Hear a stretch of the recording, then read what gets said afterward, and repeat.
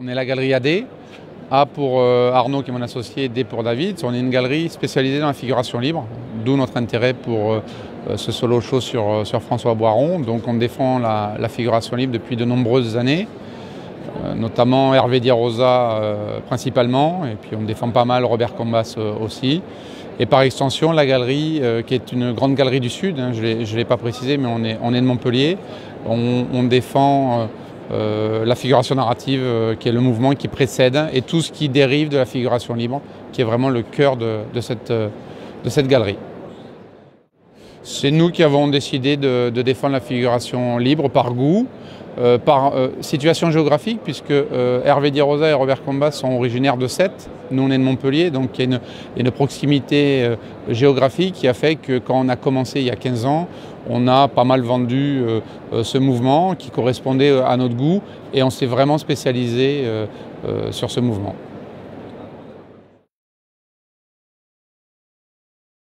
En fait, nous, on s'est rencontrés parce qu'on suit la carrière de François depuis de nombreuses années. On défend la figuration libre, ce mouvement qui est né dans les années 80.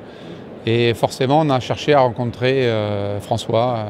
Voilà. Grâce à, je dis en effet, l'intérêt qu'il porte au mouvement auquel j'ai appartenu, la figuration libre. La galerie AD a travaillé beaucoup avec Hervé Di Rosa, mon grand copain, avec qui j'ai commencé. Et oui. Robert Combas aussi, puis d'autres. Donc ça fait un moment qu'ils sont très, très fidèles. Ils viennent voir mes expositions, tout ça. Très sympa, la galerie AD. Ma passion, enfin je vous dis, c'est plutôt mon histoire, quoi. On s'est rencontrés à l'école aux arts décoratifs avec Hervé Di Rosa. C'était juste les années 80, je pense. Et puis donc lui m'a présenté Combas, qui était encore aux Beaux-Arts de Montpellier, qui ensuite est monté à Paris. On a rencontré un critique d'art à l'époque très fameux qui s'appelait Bernard Lamarche-Vadel, et qui nous a mis le pied à l'étrier. Il y a eu une exposition en 81 qui s'appelait Finir en beauté, et qui a eu comme ça un petit retentissement à l'époque, et donc c'est un peu comme ça que les choses sont parties. Mais enfin, la figuration libre, chacun a évolué comme ça de manière assez autonome.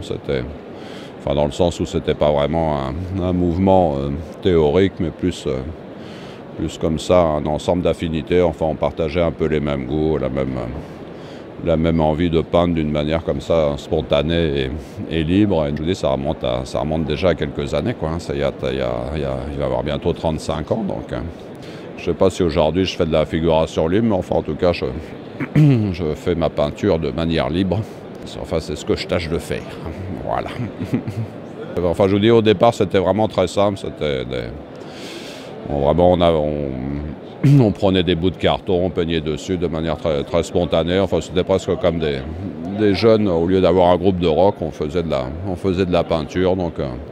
Et donc, ça parlait des choses qu'on aimait, comme en effet le rock, la bande dessinée, la télévision, enfin toute la culture populaire qui n'était pas tellement présente dans les arts à cette époque-là. J'essayais d'exprimer comme ça des petites choses de la vie quotidienne, de regarder un peu attentivement mon environnement, enfin comment je vivais, tout ça. Donc il y avait presque un petit côté autobiographique dans mes premières peintures.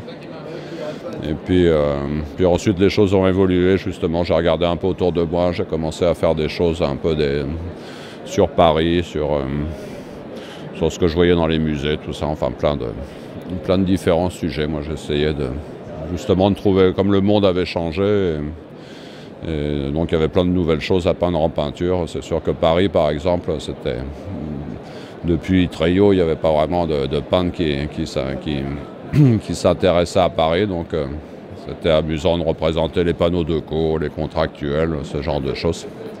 Enfin, plein de sujets comme ça, plein de sujets divers et variés.